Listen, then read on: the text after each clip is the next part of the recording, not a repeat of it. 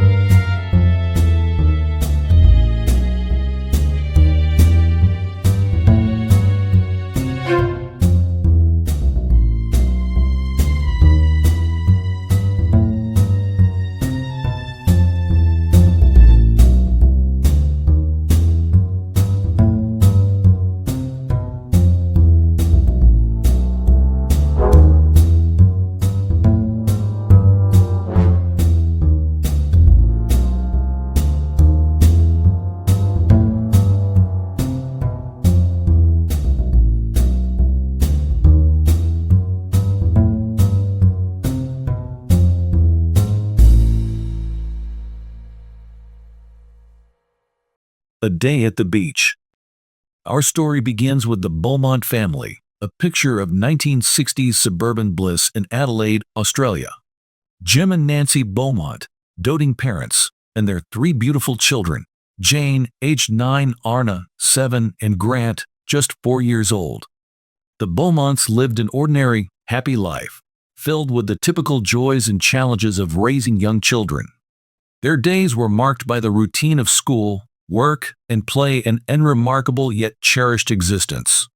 On the morning of January 26, 1966, the Beaumont family awoke to a day full of promise. It was Australia Day, a public holiday celebrated with fervor and delight. The sun shone brightly, casting a golden glow over Adelaide. The children, eager to escape the summer heat, pleaded with their mother to let them spend the day at Glenelg Beach, a popular local spot just a short bus ride away. It wasn't their first visit. The beach was a familiar playground for the siblings, a place of laughter and carefree fun. Nancy Beaumont agreed, with only a slight hesitation that any mother might feel. Jane, the eldest, was a responsible girl, mature beyond her years, and Nancy trusted her to look after her younger siblings. As the children left, they carried with them a sense of excitement and adventure, unaware that this day would be unlike any other. The Beaumont children arrived at Glenelg Beach just before 10 a.m. Witnesses later recalled seeing the trio disembark from the bus, their faces alight with the joy of a summer day. They wasted no time in heading towards the water, their small footprints mingling with those of hundreds of other beachgoers. For the next few hours, the children were seen playing in the surf, building sandcastles, and enjoying their time together. Jane, always the little mother, kept a watchful eye on her siblings, while Arna and Grant played with the abandon only children know. Several people reported seeing them in the company of a tall, thin man with blonde hair who appeared friendly and attentive. The children seemed comfortable with him, laughing and playing as if he were a family friend. But as the sun began to dip lower in the sky, an air of unease settled over Glenelg Beach. Nancy Beaumont, waiting anxiously at home, grew increasingly concerned as the hours passed. Her children were expected back by midday, but there was no sign of them. As afternoon turned to evening, her worry turned to dread. Something was wrong. The last confirmed sighting of Jane, Arna, and Grant was around noon, when they were seen walking away from the beach, hand in hand, their unknown companion by their side. They were spotted heading towards Collie Reserve, a nearby park, but from that moment on, the trail goes cold. Nancy's initial calm gave way to panic. Calls to friends and neighbors yielded no information. Jim Beaumont returned home to find his wife beside herself with fear. Together, they scoured the neighborhood, hoping against hope that their children had simply lost track of time. But as night fell, their worst fears began to crystallize. The children had vanished. By the next morning, the disappearance of the Beaumont children was front-page news. The police were notified, and a massive search effort was launched. Volunteers combed the beach, the park, and surrounding areas, but there was no trace of Jane, Arna, or Grant. The once vibrant and joyous beach now felt ominous, its familiar landscape transformed by the shadows of dread and uncertainty. The days that followed were filled with desperate hope and mounting despair. Reports and sightings came in, but none led to the missing children. The friendly man seen with them became a phantom, his identity a mystery that eluded the grasp of detectives and psychics alike. As we delve deeper into this haunting case, we will explore the myriad of theories and speculations that surround the Beaumont children's disappearance. But for now, we leave the sunlit shores of Glenelg Beach with a heavy heart, the echoes of children's laughter now replaced by an eerie silence, and a profound sense of fear and apprehension that lingers in the wake of their unexplained vanishing. Stay with us as we continue to unravel this chilling mystery, where every clue seems to lead to more questions, and the line between reality and the supernatural blurs ever more disturbingly. This is Ghosts of the Past, and the story of the Beaumont children has only just begun.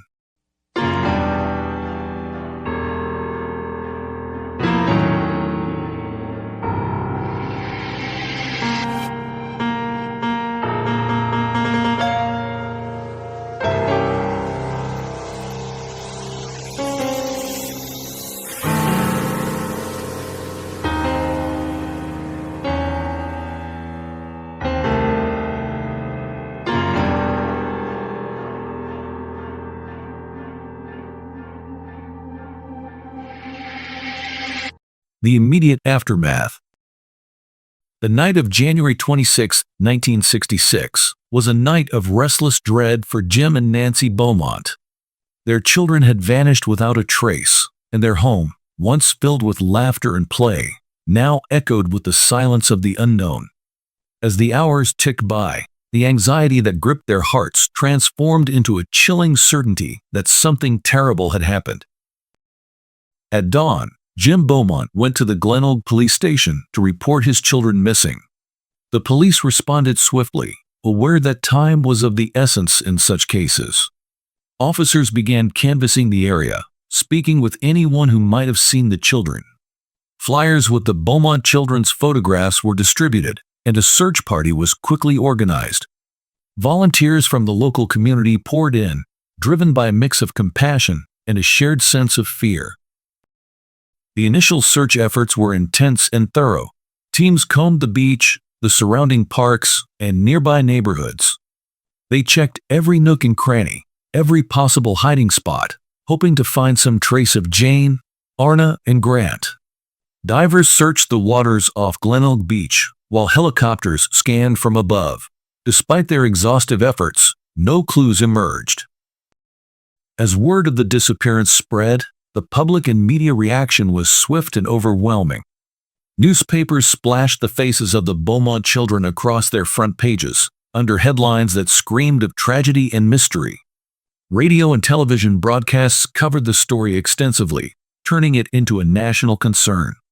The disappearance of 3 young children in broad daylight struck a chord of fear and vulnerability in the hearts of parents everywhere. How could such a thing happen? How could 3 children simply vanish from a crowded beach? The Beaumonts were thrust into a spotlight they had never sought. Nancy, her face etched with worry, and Jim, struggling to maintain composure, made public appeals for any information that might lead to their children's return. Their pleas, broadcast nationwide, were heart-wrenching and desperate. They begged for the safe return of Jane, Arna, and Grant, offering a substantial reward for any information that could solve the mystery. The police, under immense pressure, intensified their efforts. Inspector Glenelg, a seasoned officer, took charge of the investigation. He was methodical and relentless, determined to find the missing children. Theories and leads were pursued with vigor. Witnesses were re-interviewed, and any potential sighting was meticulously followed up. The sketch of the mysterious man seen with the children was circulated widely, but no definitive identification was made. Despite the thorough investigation, the trail seemed to grow colder with each passing day. The media coverage brought forward numerous tips, but many led to dead ends. Some claimed to have seen the children in far-off places. Others reported suspicious individuals, but none of these leads brought the police any closer to finding Jane, Arna, and Grant. The involvement of the police was not without controversy. Criticism arose about the initial handling of the case, with some arguing that more could have been done in the crucial first hours. Others speculated about possible connections to other crimes, weaving intricate theories that added layers of ambiguity and fear to the already complex case. Rumors and whispers of a cover-up or botched investigation began to circulate, further muddying the waters of an already opaque situation. The Beaumont case soon attracted the attention of psychics and paranormal investigators. In a time when the supernatural often provided solace for the inexplicable, many turned to these unconventional sources for answers. High-profile psychics claimed to have visions of the children's whereabouts, describing locations and scenarios that led to more searches, yet yielded no results. The line between hope and despair grew increasingly thin, as each new lead seemed to bring only more questions. As the days turned into weeks, the immediate aftermath of the Beaumont children's disappearance painted a grim and uncertain picture. The initial search efforts, though vast and determined, had failed to uncover any tangible clues. The public and media reaction, intense and pervasive, only seemed to deepen the mystery and spread the fear. The police, despite their dedication and hard work, were left grappling with an investigation that offered more shadows than light. In the wake of their disappearance, Jane, Arna, and Grant Beaumont had become more than just missing children. They had become symbols of lost innocence and unresolved grief, their story a haunting reminder of the fragility of safety and the enduring power of unanswered questions. As we continue to delve into this chilling case, we will explore the leads and dead ends that have kept the Beaumont mystery alive for decades, and the eerie sense of something not quite of this world that still lingers over the sunny shores of Glenelg Beach. Stay with us as we uncover more layers of this unsettling tale, where every revelation seems to deepen the enigma, and the fear of the unknown continues to cast a long, dark shadow. This is Ghosts of the Past, and the story of the Beaumont children is far from over.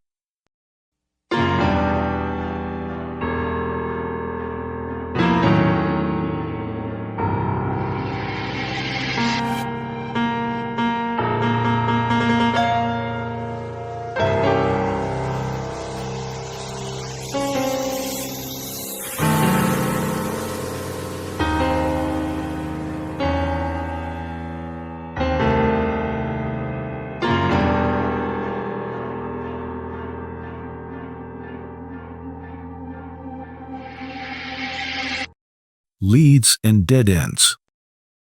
As the days stretched into weeks following the disappearance of the Beaumont children, the search for answers intensified. The community, the police, and the entire nation were gripped by the mystery. Witness statements and sketches became crucial pieces of the puzzle, each offering potential insights, yet often leading to further ambiguity and fear. Early on, several witnesses reported seeing the children in the company of a man on the day they vanished. This man, described as tall, thin, and blonde, quickly became the focal point of the investigation. He was last seen with Jane, Arna, and Grant around noon, near Cully Reserve. Witnesses described him as friendly, appearing at ease with the children. He was seen helping them with their belongings, even laughing and playing with them, a chilling detail, given what was to come.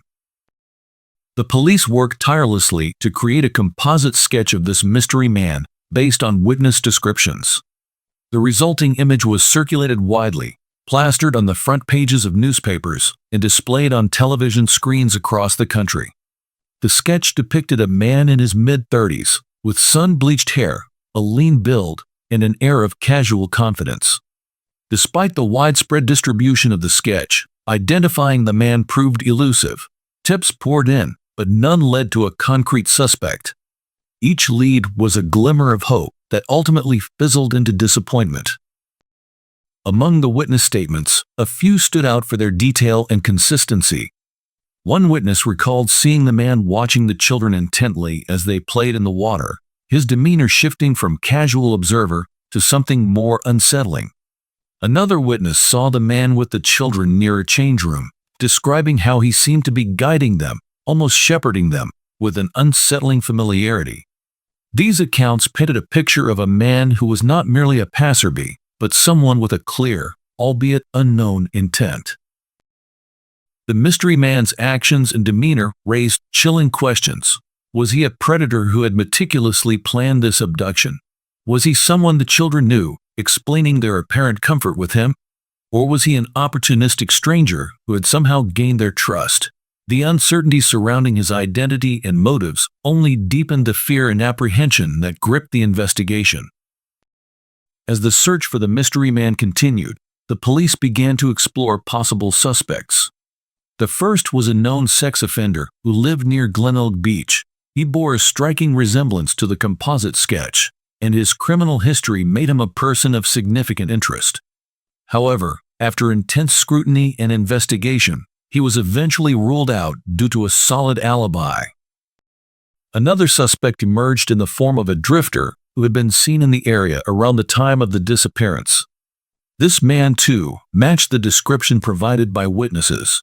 He was tracked down and questioned extensively. His behavior during the interrogation was erratic, and his answers often contradictory. Yet, despite the suspicions he aroused, there was no concrete evidence linking him to the crime. He was released, and the mystery deepened. The police also looked into a local businessman who had a history of mental illness and strange behavior. He had been seen acting suspiciously near Glenelg Beach on the day the children disappeared. This suspect was subjected to rigorous questioning and surveillance. Despite his odd behavior and circumstantial connections, no definitive evidence could be found to tie him to the Beaumont children. Each potential suspect brought with them a wave of hope, quickly followed by a crest of despair as they were systematically eliminated. The lack of solid leads began to wear on the investigators and the Beaumont family alike. The community's initial shock and solidarity started to give way to a sense of helplessness and fear. How could someone commit such a heinous act in broad daylight and vanish without a trace? The beach, once a symbol of joy and relaxation, now carried an undercurrent of dread and mistrust. In the absence of concrete suspects, the investigation turned increasingly to broader, sometimes more abstract theories. Some speculated about a well-organized kidnapping ring, while others whispered about more nefarious, hidden networks of exploitation.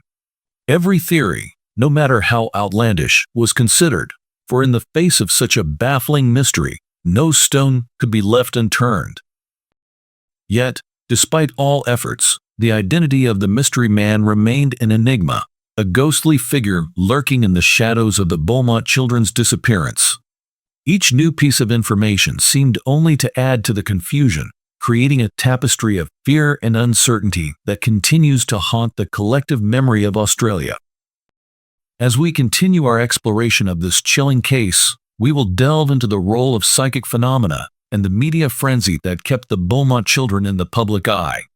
Stay with us as we navigate through the twists and turns of this haunting mystery, where every answer seems to bring more questions, and the line between reality and the unknown remains perilously thin. This is Ghosts of the Past, and the story of the Beaumont children is far from reaching its end.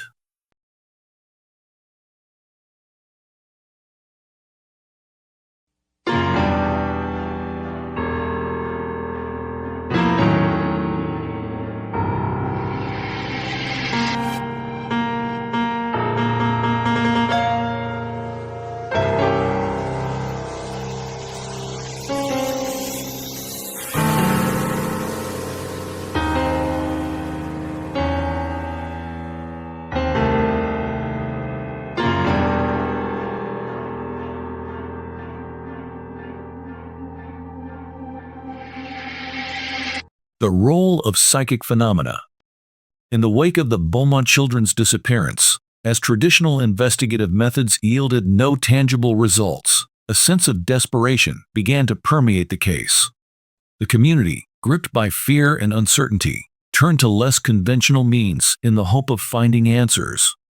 Enter the world of the paranormal, where the boundaries between reality and the supernatural blur, and where every shadowy corner might hold a clue. Almost from the outset, the case attracted the attention of psychics and those with purported paranormal abilities.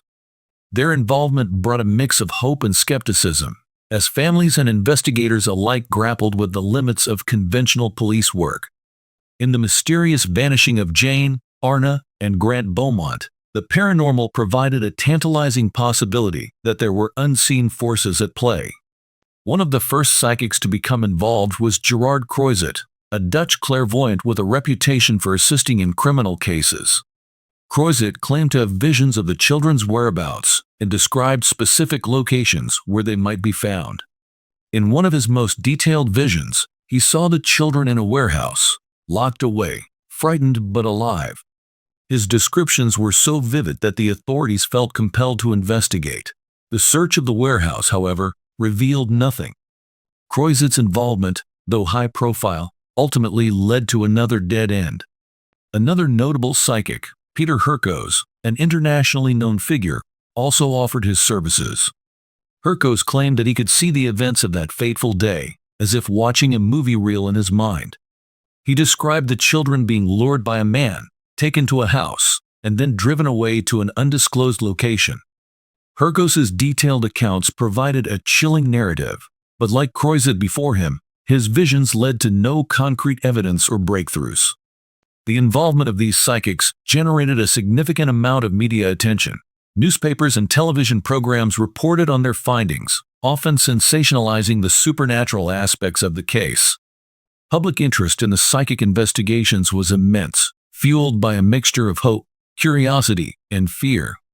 For many, the idea that someone could see beyond the physical realm offered a glimmer of hope in an otherwise hopeless situation. Yet, for others, it raised doubts about the credibility of the investigation and the desperate measures being taken. The public reception of these supernatural explanations was deeply divided. Some embraced the involvement of psychics wholeheartedly, believing that any possibility, no matter how unconventional, should be explored in the search for the missing children. They attended public demonstrations by psychics, donated to reward funds, and followed every new vision with rapt attention. Conversely, skeptics criticized the reliance on paranormal methods, viewing them as distractions from more rational investigative efforts. They argued that psychics exploited the family's grief and the public's fear, providing false hope and diverting resources from potentially more fruitful avenues. The tension between believers and skeptics played out in the media, with debates and discussions often highlighting the deep emotional and psychological impact the case had on the community. Adding to the aura of fear and ambiguity were the numerous, often conflicting, psychic visions. One psychic claimed the children were buried under a concrete slab in a specific location, prompting a futile excavation. Another described them being held in an underground bunker, which also led to a fruitless search. Each new vision brought with it a wave of hope, quickly dashed by the stark reality of their continued absence. The Beaumonts, torn between hope and despair, found themselves caught in the whirlwind of these paranormal claims. Nancy Beaumont, in particular, was drawn to the psychics, desperate for any information that might lead to her children. Jim Beaumont remained more skeptical, but even he could not entirely dismiss the possibility that the paranormal might hold some truth. As the years passed, the psychic phenomena surrounding the Beaumont case began to wane, leaving behind a trail of unfulfilled promises and dashed hopes. The paranormal had provided a brief respite from the crushing reality, but in the end, it had failed to bring the children home. The lingering sense of mystery, however, remained, as did the fear that something beyond comprehension had occurred on that sunny day at Glenelg Beach. The involvement of psychics and the allure of the supernatural added another layer of complexity and intrigue to the Beaumont case. It highlighted the depths of human desperation and the lengths to which people will go when faced with the unknown. As we continue to unravel this haunting mystery, we will explore the relentless media frenzy that kept the case in the public eye and examine how it shaped the investigation and the lives of all those involved. Stay with us as we delve further into this unsettling tale, where every turn seems to bring more shadows and every answer only deepens the enigma. This is Ghosts of the Past, and the story of the Beaumont children remains as haunting and unresolved as ever.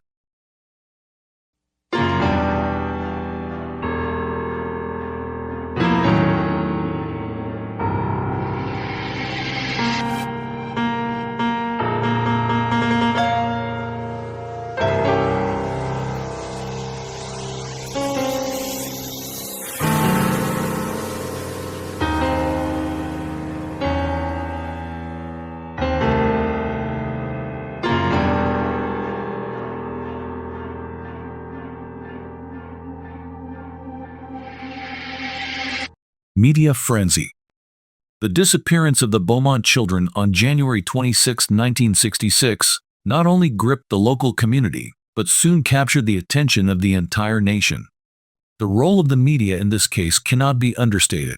Newspapers, television, and radio broadcasts turned the tragedy into a national obsession, their coverage fueling both public perception and the direction of the investigation. In the immediate aftermath of the disappearance, newspapers were the first to break the news. Headlines screamed of the missing children, their innocent faces staring out from front pages across Australia. The Adelaide Advertiser, the city's primary newspaper, ran continuous updates, quickly joined by national outlets like the Australian and the Sydney Morning Herald. The initial reports focused on the facts. 3 children vanished from Glenelg Beach, last seen with a mysterious man. But as days turned into weeks, the coverage evolved into something far more sensational. Television soon picked up the story, bringing the tragedy into living rooms across the country. News programs aired interviews with the devastated parents, Jim and Nancy Beaumont, their tear-streaked faces, a poignant reminder of the anguish gripping the nation. Footage of the beach, the search efforts, and police briefings created a visual narrative that made the horror all the more real. Special broadcasts dedicated to the case dissected every detail, from the timeline of the children's last known movements to the profiles of potential suspects. The media's relentless coverage had a profound impact on public perception. The story of the Beaumont children transcended their individual tragedy, becoming a symbol of lost innocence and the fragility of safety in modern society. Parents across Australia became more vigilant, gripped by the fear that such a thing could happen to their own children. Glenelg Beach, once a place of sunlit joy, now seemed tinged with an unspoken menace, its sands holding the weight of unanswered questions and lingering dread. The media's portrayal of the mysterious man seen with the children added another layer of fear and ambiguity. The composite sketch of the suspect, based on witness descriptions, was broadcast repeatedly, becoming an iconic image synonymous with the case. Every detail of his appearance and behavior was analyzed and reanalyzed, creating a figure that loomed large in the public's imagination. The ambiguity surrounding his identity only heightened the sense of fear he could be anyone, anywhere. While the media brought much-needed attention to the case, their involvement also shaped the investigation in complex ways. The constant pressure to produce updates and new angles led to a deluge of tips, some useful, but many spurious. Police resources were stretched thin as they followed up on every lead, no matter how far-fetched. The intense scrutiny often pushed investigators to act hastily, sometimes prioritizing speed over thoroughness. The media's influence also extended to the portrayal of the Beaumont family. Jim and Nancy were thrust into the spotlight, their private grief played out on a public stage. While most coverage was sympathetic, some journalists delved into their personal lives with a prurient interest, speculating on every aspect of their behavior and relationships. This added an extra layer of stress to an already unbearable situation, as the Beaumonts navigated the delicate balance of seeking public help while protecting their own dignity and privacy. As the case dragged on, the media's focus began to shift. Sensational theories and speculative reports gained prominence, from alleged sightings of the children in far-flung locations to conspiracy theories involving shadowy figures and hidden networks. Each new angle, no matter how outlandish, was given airtime and column inches, feeding the public's insatiable appetite for the story. This speculative frenzy, while keeping the case in the public eye, often muddied the waters, making it harder for investigators to separate fact from fiction. The media's role in shaping the investigation was a double-edged sword. On one hand, their coverage ensured that the Beaumont children were never forgotten, keeping the case alive in the public consciousness. On the other, the relentless spotlight sometimes led to hasty conclusions and missteps. The pressure to solve the case was immense, driven not only by the police and the family, but by a nation watching with bated breath. The Beaumont children's disappearance remains one of Australia's most enduring mysteries, a case that continues to haunt the collective memory. The media, with its power to inform and influence, played a crucial role in shaping the narrative of this tragedy. Their coverage brought the horror of that fateful day into stark relief, ensuring that Jane, Arna, and Grant would not be forgotten. Yet, in their quest for answers, they also highlighted the limits of human understanding and the enduring enigma that lies at the heart of the Beaumont case. As we delve deeper into this haunting mystery, we will explore the ongoing investigation and the legacy of the Beaumont children. Stay with us as we continue to uncover the layers of fear, hope, and uncertainty that define this case. This is Ghosts of the Past, and the story of the Beaumont children is far from over.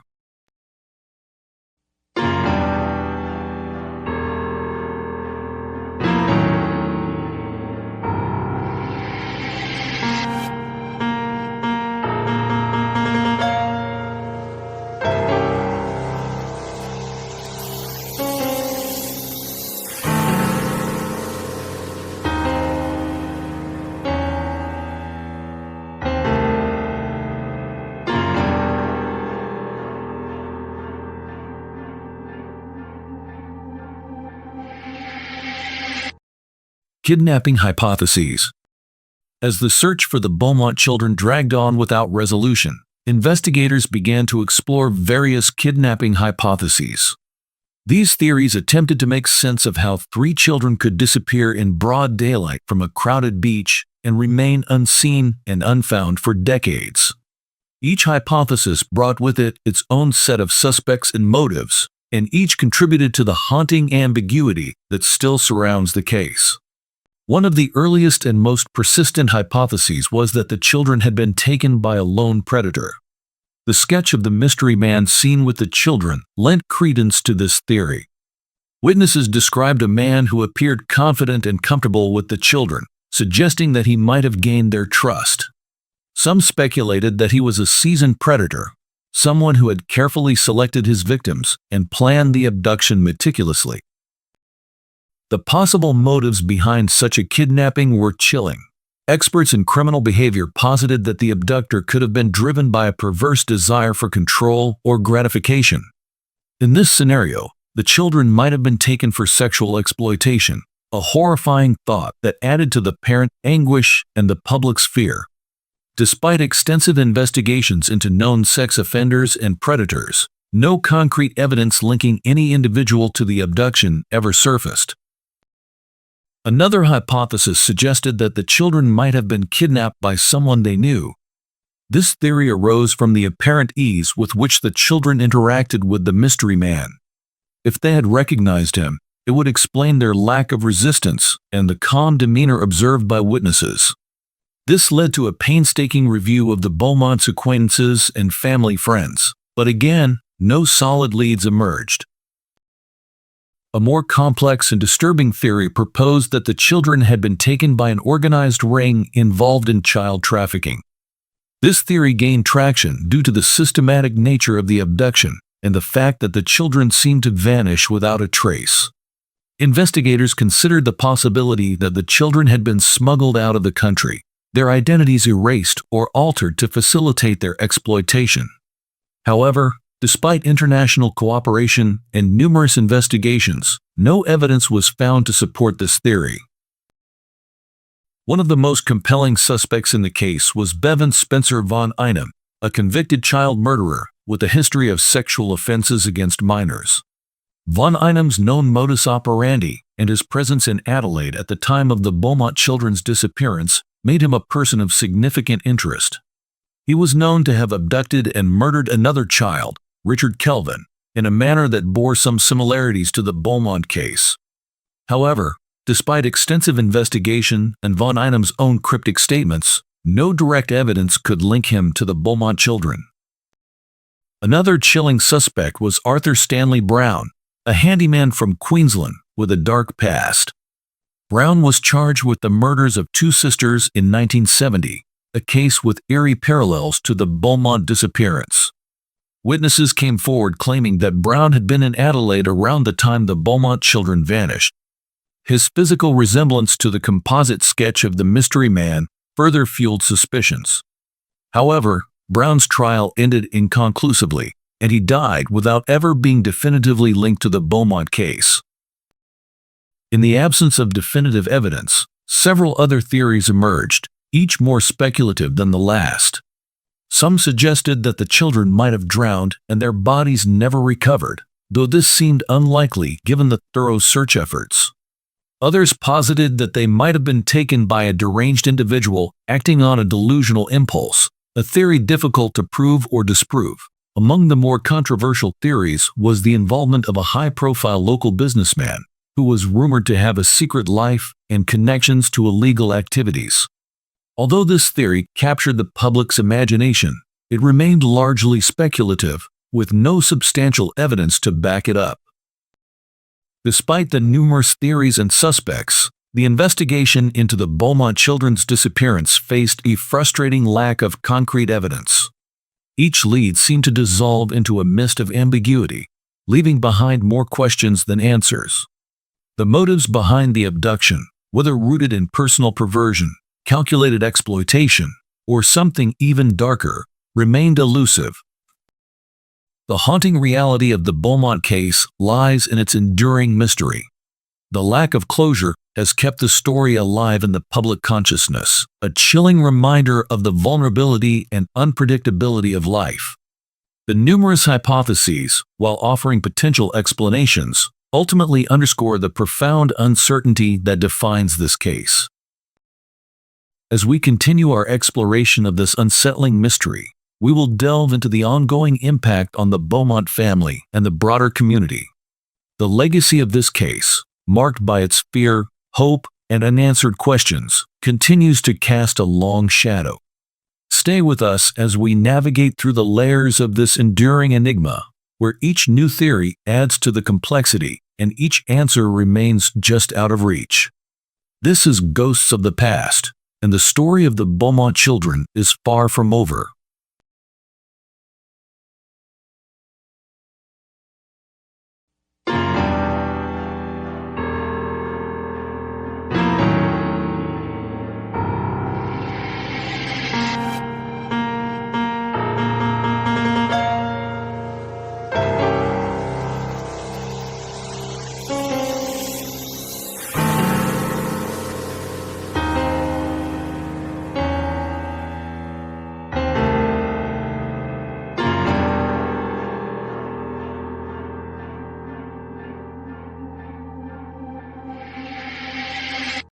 ghosts, goblins, and urban legends. As the years passed with no resolution in sight, the case of the Beaumont children's disappearance took on an almost mythic quality. The relentless search for answers, combined with the mysterious nature of their vanishing, gave rise to a host of supernatural theories. In the absence of concrete evidence, the public's imagination filled the void with stories of ghosts, goblins, and otherworldly entities. Urban legends began to swirl around the disappearance, each more fantastical than the last. Some whispered that the children had been taken by spirits haunting Glenelg Beach, lured away by ghostly figures that only they could see. Others spoke of malevolent goblins or creatures from local folklore, emerging from the shadows to snatch the unsuspecting. One of the most persistent supernatural theories involved the idea of a curse. Glenelg Beach, with its long history and ancient connections to indigenous Australian culture, was said by some to be a place of spiritual significance. According to this theory, the children had unwittingly disturbed a sacred site, invoking the wrath of ancestral spirits. These spirits, angered by the intrusion, had taken the children into the spirit world, never to be seen again. The notion of a curse resonated deeply with those seeking an explanation beyond the mundane. It provided a framework for understanding an event that defied logical explanation, offering a narrative where the children's fate was determined by forces beyond human control. Yet, like all supernatural theories, it was impossible to prove or disprove, existing solely in the realm of speculation and belief. Another chilling theory suggested that the children had been drawn into a parallel dimension.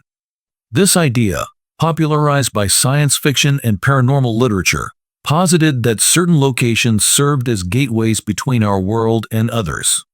In this scenario, Glenelg Beach was one such gateway, and the Beaumont children had inadvertently crossed the threshold into an alternate reality. This theory, while intriguing, lacked any basis in evidence, relying entirely on the allure of the unknown and the mysterious. Ghost stories also played a significant role in the folklore surrounding the Beaumont case. Some claim to have seen the children's apparitions near the beach, their spectral forms wandering the sands in eternal search of their way home. These ghost sightings, though never substantiated, added a haunting dimension to the narrative, suggesting that the children's spirits remained tethered to the place of their disappearance.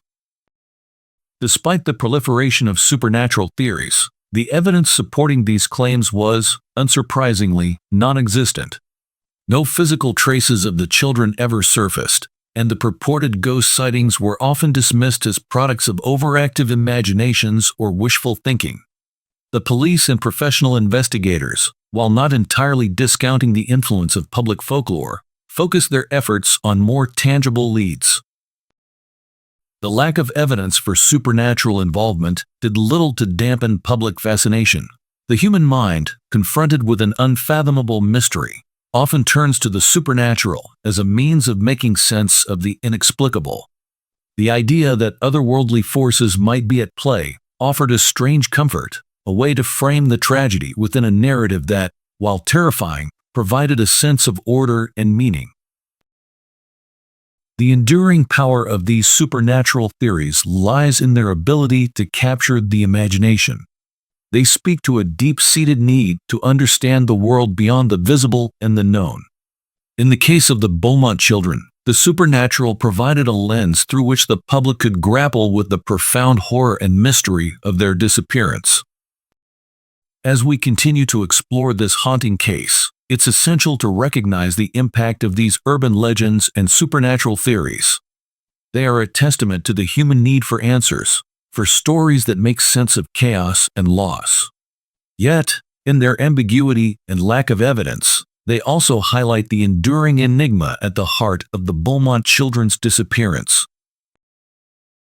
Join us next time as we delve into the ongoing legacy of this case, examining how it has shaped the lives of those involved and the broader community. The story of the Beaumont children remains a potent reminder of the unknown and the unknowable, where each new theory adds to the complexity and each answer remains just out of reach. This is Ghosts of the Past, and the story of the Beaumont children continues to unfold.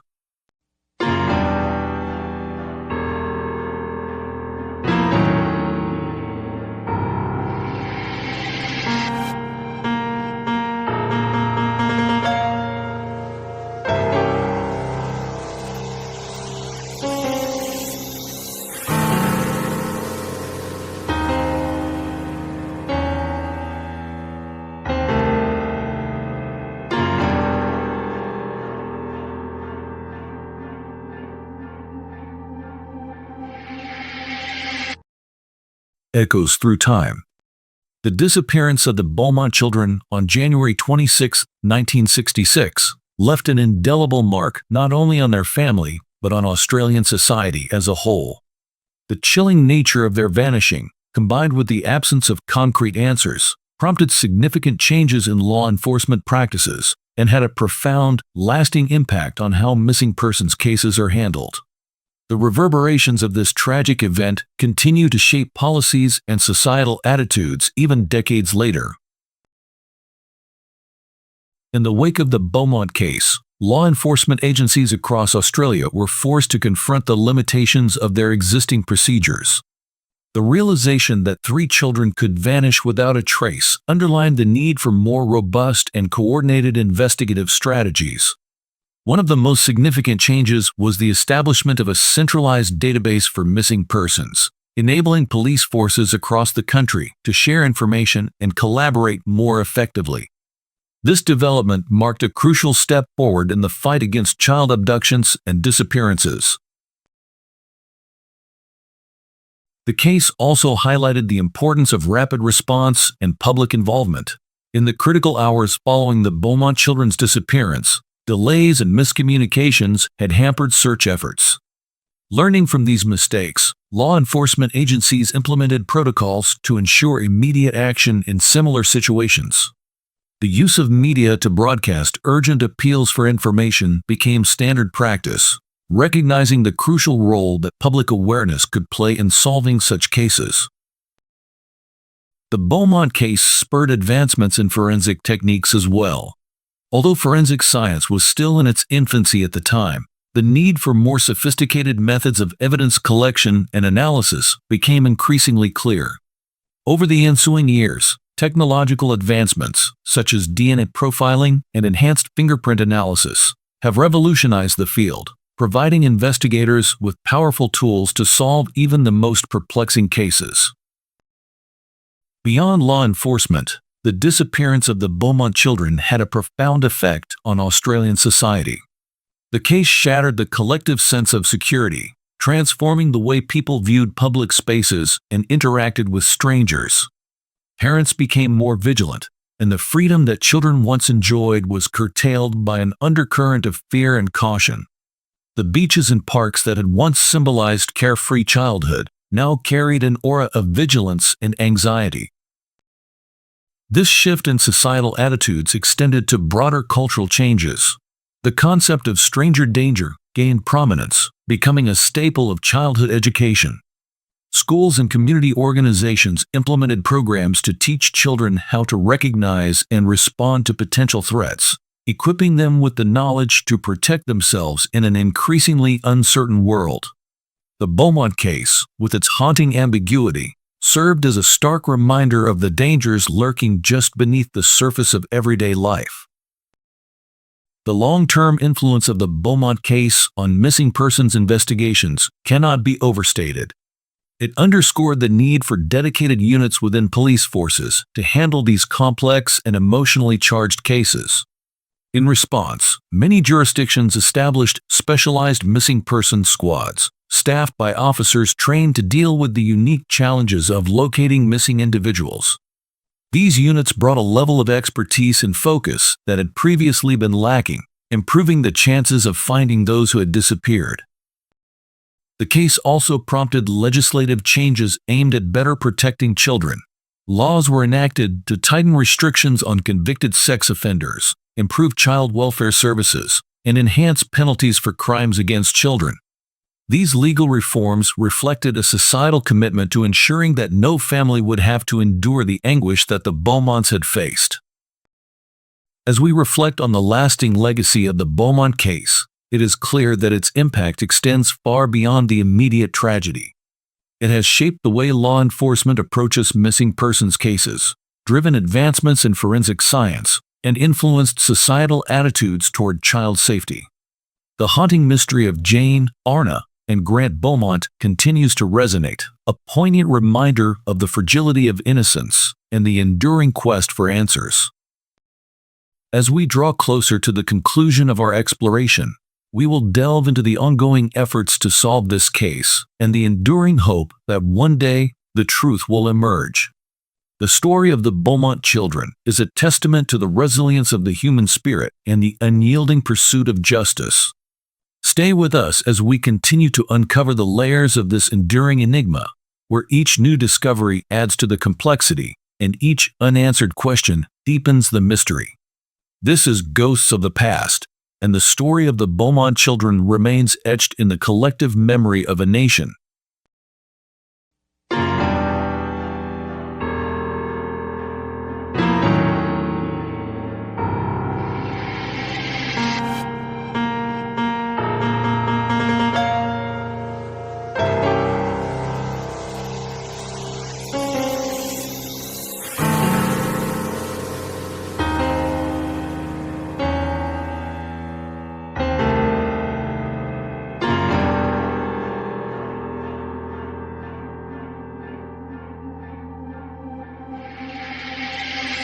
The unending search. As the years turned into decades, the disappearance of the Beaumont children remained one of Australia's most enduring mysteries. Despite the passage of time, the case has never been closed. Ongoing investigations and the emergence of new leads keep the hope alive that one day, the truth about what happened to Jane, Arna, and Grant Beaumont will be uncovered. This chapter delves into the persistent efforts to solve the case, the theories that continue to capture the imagination, and the haunting mystery that refuses to fade. The search for answers has never ceased. Over the years, advancements in technology and forensic science have breathed new life into the investigation. Cold case detectives have revisited old evidence with fresh eyes, employing modern techniques in the hope of finding new clues. Each breakthrough in DNA analysis or digital forensics brings a renewed sense of hope, yet also the fear that the answers may remain just out of reach. One of the most significant developments in recent years was the excavation of a factory site in North Plympton, a suburb of Adelaide. In 2013, police received a tip suggesting that the children's remains might be buried under the concrete floor of the building. The tip came from a geophysicist who had conducted a ground-penetrating radar scan of the area, revealing anomalies consistent with disturbed Earth. The subsequent excavation, however, failed to uncover any human remains, leaving investigators once again at a frustrating dead end. Despite the setbacks, new leads continue to emerge, often from unexpected sources. In 2018, a documentary titled The Beaumont Children: What Really Happened sparked renewed public interest in the case. The documentary presented a compelling narrative based on the testimony of a dying witness who claimed to have seen the children being taken by two men in a van. This account, while intriguing, lacked corroborative evidence, but it added another layer to the complex web of theories surrounding the case. Theories about what happened to the Beaumont children persist, each one as haunting and ambiguous as the last. One of the enduring theories involves Harry Phipps, a wealthy Adelaide businessman. Phipps, who was posthumously implicated by his son as a possible suspect, owned the North Plympton factory site that was excavated in 2013. He was known to have a penchant for young children and had been the subject of previous police inquiries. Despite the circumstantial evidence, no concrete proof has ever linked Phipps to the crime. Another persistent theory involves Bevan Spencer von Einem, the notorious child murderer who was a prime suspect in the 1980s. Von Einem was known to have abducted and killed Richard Kelvin, and his possible connection to the Beaumont case has long been speculated. However, despite von Einem's sinister reputation and cryptic statements, no definitive evidence has surfaced to tie him directly to the Beaumont children. The theory of a larger conspiracy also endures. Some believe that the children were victims of a child trafficking ring, spirited away and hidden in a network far beyond the reach of local law enforcement. This theory, while deeply unsettling, highlights the dark possibilities that remain unexplored due to the lack of conclusive evidence. The Beaumont case has also attracted the attention of psychics and paranormal investigators over the years. Despite the skepticism surrounding supernatural explanations, the involvement of notable psychics has added another dimension to the enduring mystery. Their visions and predictions, while often vague and unverifiable, have kept the public's imagination alive, suggesting that otherworldly forces might be at play. The enduring mystery of the Beaumont children lies in its profound ambiguity. Each new theory, each fresh lead, seems to offer a glimmer of hope, only to dissolve into uncertainty. The case is a labyrinth of possibilities, with each turn leading to more questions than answers. The persistent efforts of investigators, the continued interest of the public, and the unwavering hope of the Beaumont family create a tapestry of determination and despair. The story of the Beaumont children is a haunting reminder of the fragility of life and the darkness that can lurk just beneath the surface of everyday existence. It is a story that has captivated a nation, fueled by fear, hope, and the relentless quest for truth. As we draw closer to the conclusion of our exploration, we will reflect on the legacy of this case and the lessons it has imparted. The disappearance of Jane, Arna, and Grant Beaumont remains an open wound in the collective consciousness, a mystery that refuses to be solved but demands to be remembered. Join us for our final chapter as we delve into the impact of this case on the Beaumont family and the broader community, and the enduring hope that one day the truth will finally be revealed. This is Ghosts of the Past, and the story of the Beaumont children continues to cast a long shadow over our understanding of safety, innocence, and the unknown.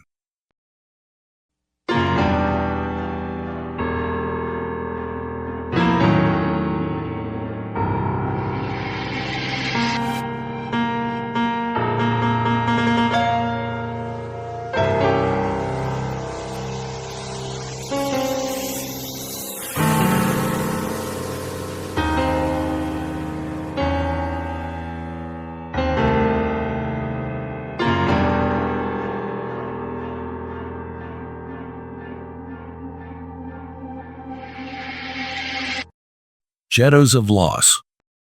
The disappearance of the Beaumont children cast a long and enduring shadow over their family and the community of Adelaide. For Jim and Nancy Beaumont, the parents of Jane, Arna, and Grant, the loss was a devastating blow that shattered their world and left an unfillable void. This chapter delves into the profound emotional toll on the Beaumont family, the community's response, and how they have coped with the absence of their beloved children over the years. The years following the children's disappearance were marked by an agonizing search for answers. Jim and Nancy Beaumont became public figures overnight, their private grief unfolding under the relentless scrutiny of the media and the public. Interviews with the Beaumont parents reveal the depth of their despair and the enduring hope that one day their children might return. In a poignant interview from the early years of the investigation, Nancy Beaumont's voice trembles with emotion as she describes the last morning she saw her children. Her words, filled with love and sorrow, paint a vivid picture of that fateful day. Jim Beaumont, though stoic, cannot conceal the pain in his eyes as he speaks of the relentless search and the countless leads that led nowhere. Their shared anguish is a stark reminder of the human cost behind the headlines. As days turned into months and then years, the emotional toll on the Beaumont family became increasingly apparent. The strain of living in a state of perpetual uncertainty took its toll on Jim and Nancy's marriage, which eventually ended in divorce. The weight of their shared grief proved too heavy to bear, and they parted ways, each struggling to find a way to cope with the unbearable loss. For the community of Adelaide, the disappearance of the Beaumont children was a collective trauma. The beaches that were once a symbol of carefree childhood became a place of unease and vigilance. Parents held their children closer, and the fabric of the community was forever altered by the fear that such a tragedy could strike again. The loss of the Beaumont children became a shared wound, a somber reminder of vulnerability and the unseen dangers that could lurk in familiar places. Over the years, Jim and Nancy Beaumont found different ways to cope with their grief. Jim, who had always been a private man, withdrew further into himself. He avoided the spotlight, choosing to grieve in solitude. His days were filled with the quiet routines of work and home, yet each moment was overshadowed by the absence of his children. The hope that they might return never truly faded, a flickering light in the darkness of his despair. Nancy, on the other hand, channeled her grief into advocacy. She became a vocal supporter of missing persons organizations, using her platform to raise awareness and support for other families enduring similar tragedies. Her resilience in the face of unimaginable loss became a source of inspiration for many, a testament to the enduring strength of a mother's love. Yet, beneath her courageous exterior, the pain of her children's absence remained a constant ache. The community of Adelaide also found ways to honor the memory of Jane, Arna, and Grant. Memorials and vigils were held, spaces where people could come together to remember the children and support the Beaumont family. These gatherings served as a poignant reminder that the community had not forgotten, that the search for answers continued, and that hope, however fragile, remained alive. As we conclude our exploration of this haunting case, it's important to acknowledge the resilience and strength of those who have been most affected. The Beaumont family's journey is a testament to the enduring power of love and hope, even in the face of profound tragedy. Their story is a reminder that while the mystery of what happened to Jane, Arna, and Grant may never be fully solved, the impact of their disappearance will continue to be felt for generations. The story of the Beaumont children is a chapter in the larger narrative of loss and perseverance. It speaks to the human capacity to endure, to seek answers, and to hold on to hope even when the darkness seems insurmountable. As we bring this series to a close, we reflect on the lessons learned, the lives touched, and the enduring quest for justice.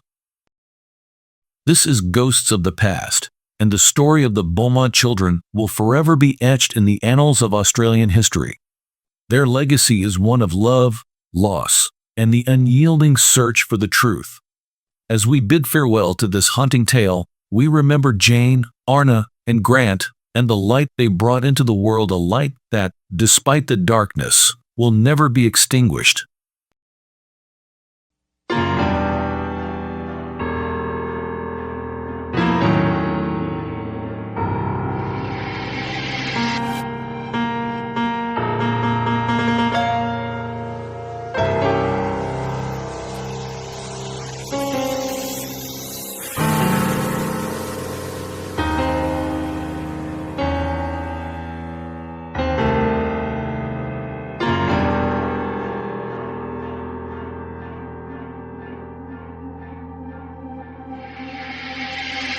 Shadows beyond the veil. The disappearance of the Beaumont children has inspired countless theories and speculations, some rooted in logic and others that tread into the realm of the paranormal. Over the decades, the idea that supernatural forces might be at play has captured the imaginations of many, leading to a blend of fear, curiosity, and hope. In this chapter, we re-examine the paranormal claims through modern perspectives, featuring interviews with paranormal experts and skeptics, and exploring the delicate balance between belief and skepticism. The notion that Jane, Arna, and Grant Beaumont could have been taken by supernatural entities emerged early in the investigation. As traditional investigative methods failed to yield answers, people began to wonder if something otherworldly might be involved. Stories of ghostly figures, curses, and parallel dimensions took root, fueled by a desire to explain the inexplicable.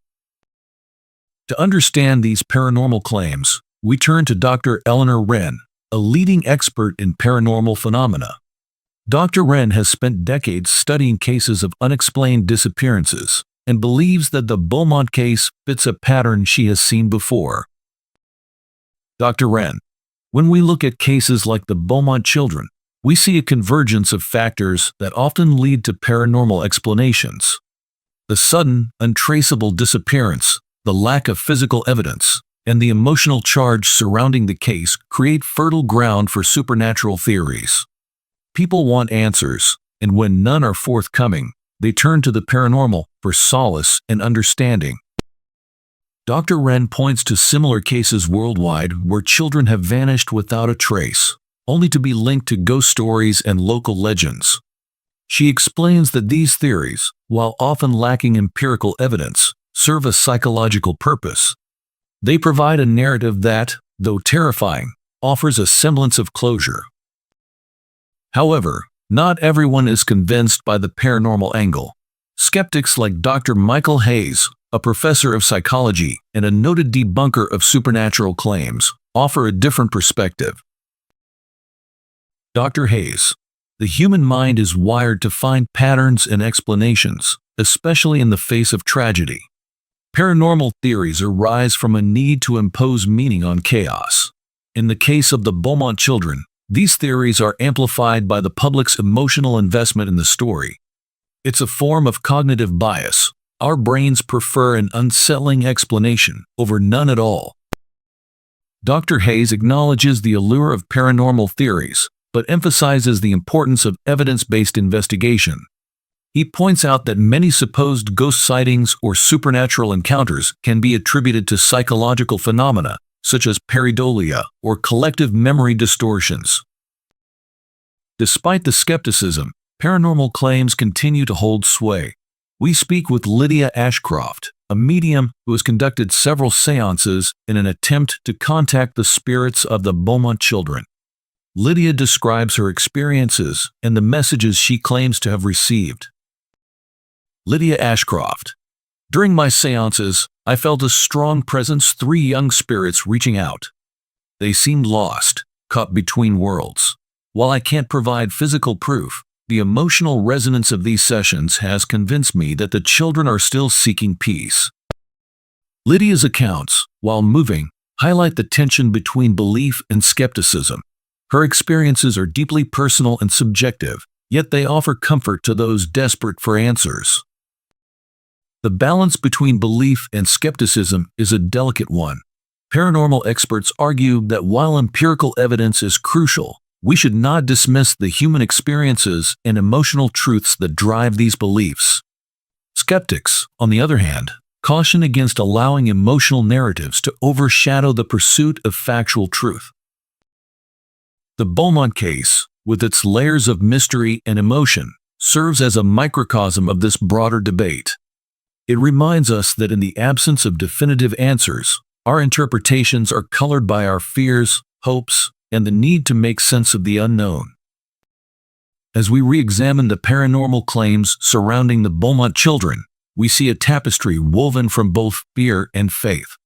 Each thread represents a different facet of the human experience: the quest for answers, the comfort of belief, and the rigorous demands of skepticism. As our journey through this haunting story nears its end, we reflect on the interplay of these forces.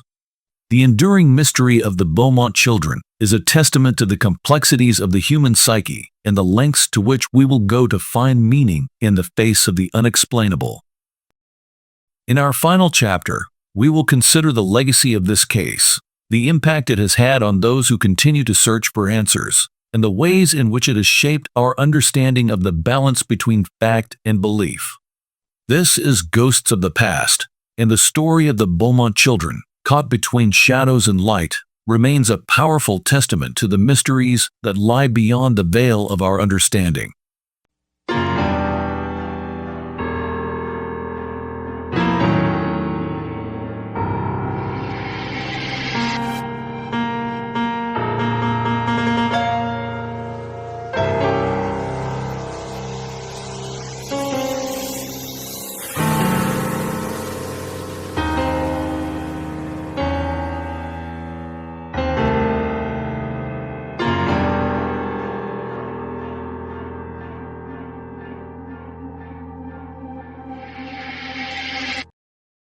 Shadows Beyond the Veil.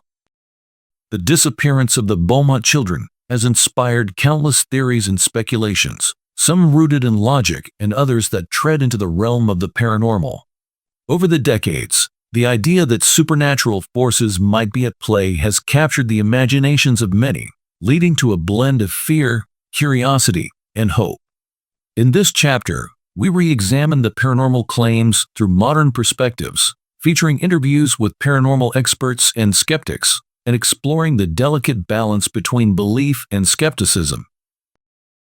The notion that Jane, Arna, and Grant Beaumont could have been taken by supernatural entities emerged early in the investigation. As traditional investigative methods failed to yield answers, people began to wonder if something otherworldly might be involved. Stories of ghostly figures, curses, and parallel dimensions took root, fueled by a desire to explain the inexplicable. To understand these paranormal claims, we turn to Dr. Eleanor Wren, a leading expert in paranormal phenomena.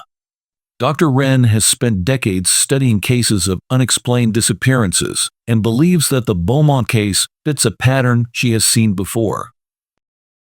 Dr. Wren: when we look at cases like the Beaumont children, we see a convergence of factors that often lead to paranormal explanations. The sudden, untraceable disappearance, the lack of physical evidence, and the emotional charge surrounding the case create fertile ground for supernatural theories. People want answers, and when none are forthcoming, they turn to the paranormal for solace and understanding. Dr. Wren points to similar cases worldwide where children have vanished without a trace, only to be linked to ghost stories and local legends. She explains that these theories, while often lacking empirical evidence, serve a psychological purpose. They provide a narrative that, though terrifying, offers a semblance of closure. However, not everyone is convinced by the paranormal angle. Skeptics like Dr. Michael Hayes, a professor of psychology and a noted debunker of supernatural claims, offer a different perspective. Dr. Hayes: the human mind is wired to find patterns and explanations, especially in the face of tragedy. Paranormal theories arise from a need to impose meaning on chaos. In the case of the Beaumont children, these theories are amplified by the public's emotional investment in the story. It's a form of cognitive bias. Our brains prefer an unsettling explanation over none at all. Dr. Hayes acknowledges the allure of paranormal theories, but emphasizes the importance of evidence-based investigation. He points out that many supposed ghost sightings or supernatural encounters can be attributed to psychological phenomena, such as pareidolia or collective memory distortions. Despite the skepticism, paranormal claims continue to hold sway. We speak with Lydia Ashcroft, a medium who has conducted several seances in an attempt to contact the spirits of the Beaumont children. Lydia describes her experiences and the messages she claims to have received. Lydia Ashcroft: during my seances, I felt a strong presence, 3 young spirits reaching out. They seemed lost, caught between worlds. While I can't provide physical proof, the emotional resonance of these sessions has convinced me that the children are still seeking peace. Lydia's accounts, while moving, highlight the tension between belief and skepticism. Her experiences are deeply personal and subjective, yet they offer comfort to those desperate for answers. The balance between belief and skepticism is a delicate one. Paranormal experts argue that while empirical evidence is crucial, we should not dismiss the human experiences and emotional truths that drive these beliefs. Skeptics, on the other hand, caution against allowing emotional narratives to overshadow the pursuit of factual truth. The Beaumont case, with its layers of mystery and emotion, serves as a microcosm of this broader debate. It reminds us that in the absence of definitive answers, our interpretations are colored by our fears, hopes, and the need to make sense of the unknown. As we re-examine the paranormal claims surrounding the Beaumont children, we see a tapestry woven from both fear and faith. Each thread represents a different facet of the human experience: the quest for answers, the comfort of belief, and the rigorous demands of skepticism. As our journey through this haunting story nears its end, we reflect on the interplay of these forces. The enduring mystery of the Beaumont children is a testament to the complexities of the human psyche and the lengths to which we will go to find meaning in the face of the unexplainable. In our final chapter, we will consider the legacy of this case, the impact it has had on those who continue to search for answers, and the ways in which it has shaped our understanding of the balance between fact and belief. This is Ghosts of the Past, and the story of the Beaumont children, caught between shadows and light, remains a powerful testament to the mysteries that lie beyond the veil of our understanding.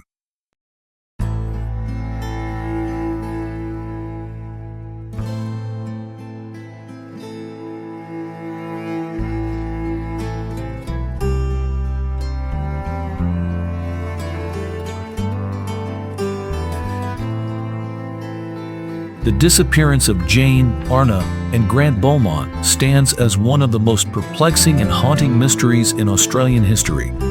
It is a story that transcends time, its echoes reverberating through the decades, leaving an indelible mark on the collective consciousness. As we reflect on this chilling tale, we delve into the interplay of fact and fiction, and the lingering sense of mystery and fear that continues to surround it. The Beaumont children's disappearance is not merely a case of missing persons, it is a defining moment that changed the fabric of a nation. The events of January 26, 1966, shattered the illusion of safety and innocence, exposing the darkness that can lurk even in the most familiar places. This case has woven itself into the cultural tapestry of Australia, a grim reminder of the vulnerabilities that lie beneath the surface of everyday life. Over the years, the line between fact and fiction has often blurred. Theories and speculations have intermingled with known details, creating a complex narrative that is as much about human imagination as it is about cold, hard evidence. Each new lead, each whispered rumor, adds another layer to the story, complicating the search for truth and amplifying the sense of ambiguity. The interplay of fact and fiction is perhaps most evident in the paranormal claims that have surrounded the case. Stories of ghostly apparitions, cursed lands, and otherworldly abductions have taken root in the absence of definitive answers. These tales, while often dismissed by skeptics, highlight the human need to explain the inexplicable, to find meaning in the midst of chaos. They serve as a testament to the enduring power of myth and legend in shaping our understanding of the world. Yet, it is the lingering sense of mystery and fear that truly defines the Beaumont case. The absence of closure, the unanswered questions, and the persistent hope of discovering the truth create a chilling atmosphere that continues to captivate and haunt those who delve into the story. The fear is not just of what happened to the children, but of the unknown forces, whether human or supernatural, that could so thoroughly erase their presence from the world. As we conclude our journey through the story of the Beaumont children, we are left with a profound sense of unease. The case remains an open wound, a puzzle with missing pieces, and a shadow that refuses to be dispelled. It reminds us of the fragility of life and the dark mysteries that can lie just beyond our understanding. And so, we reach the end of our exploration into the haunting disappearance of Jane, Arna, and Grant Beaumont. Their story is one of love and loss, hope and despair, and the relentless search for answers in the face of the unknown. It is a story that will continue to captivate, to inspire, and to remind us of the profound mysteries that can shape our lives. Thank you for joining us on this journey through Ghosts of the Past. We hope that, in some small way, we have honored the memory of the Beaumont children and the enduring quest for truth that their disappearance has sparked. As we close this chapter, we leave you with the hope that one day, the light of understanding will finally break through the shadows, bringing peace to those who have waited so long. Until then, may we continue to seek the truth, to remember the lost, and to hold on to hope, even in the face of the darkest mysteries. This is Ghosts of the Past, signing off.